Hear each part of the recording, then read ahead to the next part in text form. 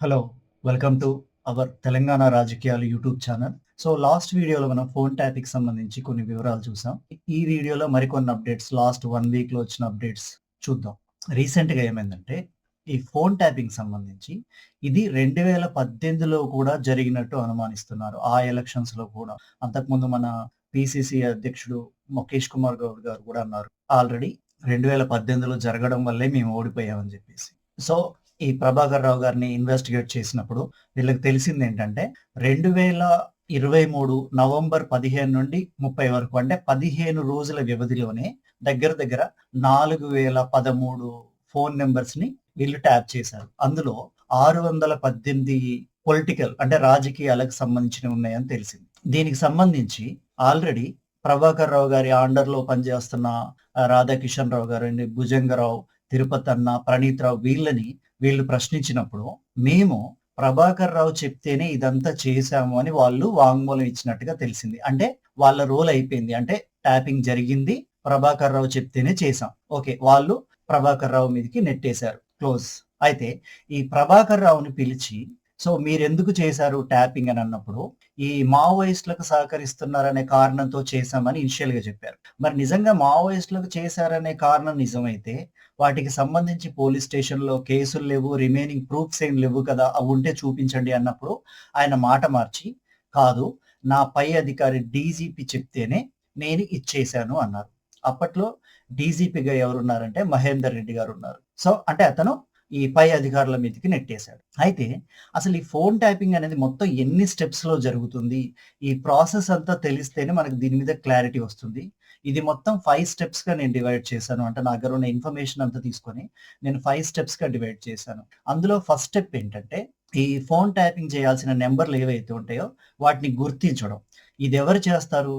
ఈ phone tapping designation అథారిటీగా ఉన్న ప్రభాకర్ రావు చేస్తాడు. అంటే అతను కొన్ని నంబర్‌లు సెలెక్ట్ చేసుకొని అవి పై అధికారులకు పంపిస్తారు. సెకండ్ స్టెప్ ఏంటంటే ఈ హోం శాఖ కార్యదర్శికి పంపిస్తారు. ఈ హోం శాఖ కార్యదర్శి వాటిని చూసి వాటికి లీగల్ ఇంటర్సెప్షన్ ఇస్తారు. ఇక్కడ లీగల్ ఇంటర్సెప్షన్ అంటే ఏంటంటే పలానా నంబర్‌లకు సంబంధించిన మీరు కమ్యూనికేషన్ డీటెయిల్స్ ఏమున్నా గాని, ఈమెయిల్స్ కానీ, ఫోన్ కాల్స్ కానీ, మెసేజెస్ కానీ ఏవైనా కూడా తెలుసుకోవచ్చు. దానికి నేను లీగల్‌గా పర్మిషన్ ఇస్తున్నాను అని అర్థం. ఈ లీగల్ ఇంటర్సెప్షన్ అంటే. సో, దానికి హోం శాఖ కార్యదర్శి పర్మిషన్ ఇచ్చాడు. అంటే ఆ నంబర్‌లకి. అప్పుడు హోం శాఖ కార్యదర్శిగా ఎవరున్నారు అంటే డాక్టర్ జితేందర్ గారున్నారు. ఆయన ప్రస్తుత డీజీపీ. తర్వాత థర్డ్ స్టెప్ ఏంటి అంటే మరి ఈ నంబర్‌లు కరెక్టేనా కాదా? వీటిని చేయొచ్చా లేదా? అని చెప్పేసి మళ్ళీ వీటిని ఇన్స్‌పెక్షన్ ఉంటుంది. దాన్నెవరు చేస్తారు అంటే ఇంటెలిజెన్స్ చీఫ్ చేస్తారు. ఈ నిఘా విభాగానికి హెడ్‌గా ఉన్న పర్సన్ చేస్తాడు. సో, దానికి ఎవరు హెడ్‌గా ఉన్నారంటే అనిల్ కుమార్ గారున్నారు. ఓకే. ఈయన పర్మిషన్ ఇచ్చేసాడు. ఓకే. వీటిని చెయ్యండి అని. థర్డ్ స్టెప్ అయిపోయింది. ఫోర్త్ స్టెప్ ఏంటంటే with the support of Radhakishan Rao, Bhujangarao, Tirupatanna, Praneeth రావులతోటి ఈ ప్రభాకర్ రావు ఫోన్ ట్యాపింగ్ అనేది చేశారు. ఫోర్త్ స్టెప్ సక్సెస్‌ఫుల్ గా చేసేశారు. చేసిన తర్వాత ఇంకా లాస్ట్ స్టెప్ ఫిఫ్త్ స్టెప్స్ ఏంటంటే సరే ట్యాపింగ్ అయిపోయింది. మరి ఆ ట్యాపింగ్ ద్వారా మీరేం తెలుసుకున్నారు? మీరు అంటే దానివల్ల మనకొచ్చిందేంటి ఇన్ఫర్మేషన్? దాన్ని మనం యూజ్ చేసుకోవచ్చా? నిజంగా థ్రెట్ ఉందా? ఇలాంటివన్నీ చూడ్డానికి ఒక రివ్యూ కమిటీ ఉంటుంది. ఓకే. ఈ రివ్యూ కమిటీ వాటిని మొత్తం ఇన్స్‌పెక్ట్ చేస్తుంది. Last step right are wrong అని. సో, ఆ రివ్యూ కమిటీకి హెడ్‌గా ఎవరుంటారంటే సీఎస్ ఉంటారు. Chief secretary. సో, వాళ్ళు అండర్‌లో కొంతమంది లీగల్ అధికారులు ఉంటారు. కొంతమంది నార్మల్ అధికారులు ఉంటారు. వీళ్ళందరూ ఉండి దీన్ని చెక్ చేస్తారు. సో, అప్పట్లో రివ్యూ అథారిటీకి హెడ్‌గా ఎవరున్నారంటే శాంతకుమారి గారున్నారు సీఎస్‌గా. సో, ఇప్పుడు మనకు ఫస్ట్ 4 స్టెప్స్ అయిపోయాయి. వీళ్ళని విచారించారు. ఈ ఫస్ట్ 2 స్టెప్స్‌లో ఉన్న హోంశాఖ కార్యదర్శి కానీ, తర్వాత ఇంటెలిజెన్స్ చీఫ్ కానీ వీళ్ళేం చెప్పారు అంటే, మిగతా నంబర్‌లతో కలిపి అంటే ఈ 4013 నంబర్‌లు ఇచ్చారు కదా! అందులో 618 పొలిటికల్‌వి ఉన్నాయి. మిగతా నంబర్‌లతో కలిపి ఈ నంబర్‌లు ఇవ్వడం వల్ల మేము వాటిని తెలుసుకోలేకపోయాం. ప్రభాకర్ రావు మమ్మల్ని మోసం చేశాడు, చీట్ చేశాడు ఈ నంబర్‌ల విషయంలో అని చెప్పేసి వాళ్ళిద్దరు చెప్పారు. సో, అంటే వాళ్ళిద్దరు కూడా కంప్లీట్‌గా ప్రభాకర్ రావు మీదకే నెట్టేశారు. అంటే కింది వాళ్ళు ప్రభాకర్ రావు మీదకి నెట్టారు. పై వాళ్ళు కూడా ప్రభాకర్ రావు మీదకే నెట్టేశారు. ఓకే. ఇంకా మిగిలింది ఓన్లీ 1 స్టెప్. ఈ ఇన్వెస్టిగేషన్‌లో మెయిన్ సిట్ అధికారులు తెలుసుకోవాల్సిన మెయిన్ ఇన్ఫర్మేషన్ ఒకటే మిగిలింది. అదేంటంటే ఈ రివ్యూ కమిటీలో ఎవరెవరు ఉన్నారు? వాళ్ళెందుకు ఫైనల్‌గా వాళ్ళేం తెలుసుకున్నారు? వాళ్ళేం చెప్తారో చూసి ఆల్మోస్ట్ దీనితోటి కేస్‌కి సంబంధించిన కన్క్లూషన్ వచ్చేస్తుంది. అది నేను అప్డేట్ చూసే టైంకి ఇంకా జరగనట్టుంది. అంటే ఇంకా వాళ్ళ వాంగ్మూలం తీసుకోలేదు. సో, ఆ వాంగ్మూలంలో తేలేదాన్ని బట్టే ఇప్పుడు ఎవరు తప్పు చేశారు, ఎవరికి శిక్ష పడుతుందనేది ఫైనల్ అయ్యే ఛాన్స్ ఉంది. So, this is about last 1 వీక్‌లో వచ్చిన అప్డేట్స్. అలాగే దీనికి సంబంధించి చూస్తే ఇప్పుడు షర్మిల గారు ఇప్పుడు ప్రెజెంట్ ఏపీ కాంగ్రెస్ హెడ్‌గా ఉన్నారు.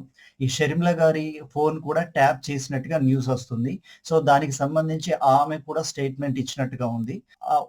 ఆమె ఏమన్నారంటే, "నా ఫోన్ ట్యాపింగ్ అనేది జరిగింది. నాకెలా తెలుసు అంటే, ఆ ట్యాపింగ్ చేసిన ఆడియో ఏదైతే క్లిప్ ఉందో, నాకే తీసుకొచ్చి వైవి సుబ్బారెడ్డి గారు ఇనిపించారు. నా బిడ్డల మీద, బైబిల్ మీద ప్రమాణం చేసి చెప్తున్నాను. నేను ఆ ఆడియో విన్నాను" అని ఆమె చెప్పారు. ఇది షర్మిల గారి స్టేట్‌మెంట్. తర్వాత బీజేపీ నాయకుల స్టేట్‌మెంట్స్ కూడా తీసుకుంటే వాళ్ళకి కూడా వాంగ్మూలం ఇచ్చారు. వాళ్ళకి సంబంధించి ఏంటంటే బండి సంజయ్ గారు వాంగ్మూలం ఇచ్చారు. అలాగే ఈటెల రాజేందర్ గారు వాంగ్మూలం ఇచ్చారు. సో, ఓవరాల్‌గా బీజేపీ వాళ్ళు చెప్తున్నది ఏంటి అంటే, ఫోన్ ట్యాపింగ్ అనేది జరిగింది. కేవలం మా మీదే కాదు, మా అనుచరుల మీద, మా బంధువుల మీద, మా ఫ్యామిలీ మెంబర్స్ మీద కూడా ఫోన్ ట్యాపింగ్ అనేది జరిగింది అని చెప్తున్నారు. అయితే వాళ్ళు ఇంకేమంటున్నారంటే, ఈ కాంగ్రెస్ గవర్నమెంట్ అనేది ఫోన్ ట్యాపింగ్ కేస్‌ని నీరుగార్చేసింది. బీఆర్ఎస్ నాయకులతోటి కుమ్మక్కయింది. అందుకని ఈ కేస్‌ని ఎటు తేల్చట్లేదు. ఎవరికీ శిక్ష వేయట్లేదు. సో, వాళ్ళు చెప్తున్న ఎగ్జాంపుల్ ఏంటంటే, పీసీసీ అధ్యక్షుడిగా ఉన్నప్పుడు రేవంత్ రెడ్డి గారు ఈ కేస్‌ని సీబీఐకి అప్పగించాలన్నారు. కానీ ఇప్పుడు వాళ్ళు అధికారంలోకి వచ్చినాక సీబీఐకి అప్పగించట్లేదు. ఎందుకు అని. సో, ఒకవేళ సీబీఐకి అప్పగించుంటే ఈ పాటికే ఈ కేస్‌కి సంబంధించి పూర్తి వివరాలు బయటకొచ్చేటియి, నేరస్తులకు శిక్ష కూడా పడేది అని జెప్పేసి వాళ్ళంటున్నారు. ఇది బీజేపీ వాళ్ళ స్టేట్‌మెంట్. కాంగ్రెస్ వాళ్ళ స్టేట్‌మెంట్స్ గనక తీసుకుంటే, కాంగ్రెస్ ఆల్రెడీ చూసాం పీసీసీ అధ్యక్షుడు గారు ఇచ్చారు. వాళ్ళేమంటున్నారు 2018లో కూడా ఈ ట్యాపింగ్ అనేది చేశారు. ఓకే. 2018లో ట్యాపింగ్ చేశారు. 2023లో కూడా ట్యాపింగ్ చేశారు. సో, ఇదంతా ఏంటంటే కేటీఆర్ గారి ఆధ్వర్యంలో అంటే బీఆర్ఎస్ నాయకుల ఆధ్వర్యంలోనే జరిగింది అని చెప్పేసి వాళ్ళు ఓపెన్ స్టేట్‌మెంట్ ఇచ్చారు. సో, దానికి మళ్ళీ టీఆర్ఎస్‌కి సంబంధించి చూసుకుంటే, ఈ బీఆర్ఎస్‌కి సంబంధించి చూసుకుంటే, కేటీఆర్ గారు ఆల్రెడీ లీగల్ నోటీస్ కూడా పంపించారు కాంగ్రెస్ వాళ్ళకి. ఏంటంటే, ఏ ఆధారం లేకుండా, మీ దగ్గర ఏమీ లేకుండా, మీరు నా పేరుని ఎలా బయటికి తీసుకొస్తారు? బయట నా పేరుని ఎలా అంటారు? సో, లీగల్‌గా అని చెప్పేసి ఆయన కూడా స్టేట్మెంట్ ఇచ్చారు. సో, ఇంకా రాబోయే రోజుల్లో ఇంకా పూర్తి వివరాలు తెలిసే అవకాశం ఉంది ట్యాపింగ్ సంబంధించి. నెక్స్ట్ ఆల్‌మోస్ట్ ఈ 1 వీక్‌లోనే ఒకటే మిగిలింది కాబట్టి స్టెప్. అది కూడా అయిపోతే ఇది కన్క్లూడ్ అయ్యే ఛాన్స్. ఓకే. సో, మీ ఒపీనియన్స్ ఈ కేస్‌కి సంబంధించి మీరేమనుకుంటున్నారు? మీరేం ఆలోచిస్తున్నారు? ఎవరు తప్పు చేశారు? ఎవరికి శిక్ష పడుతుంది? సో, మీరు ఏ పార్టీ వాళ్ళైనా కావచ్చు. మీ ఒపీనియన్స్ కామెంట్స్ రూపంలో చెప్పండి. డెఫినైట్‌లీ నాకు కూడా కొంచెం క్లారిటీ వస్తుంది. అంటే పీపుల్ ఏమనుకుంటున్నారు కేస్ గురించి అని చెప్పేసి. ఓకే. మీకు ఈ వీడియో నచ్చితే లైక్ చేయండి. మా యూట్యూబ్ ఛానెల్ సబ్స్క్రైబ్ చేసుకోండి.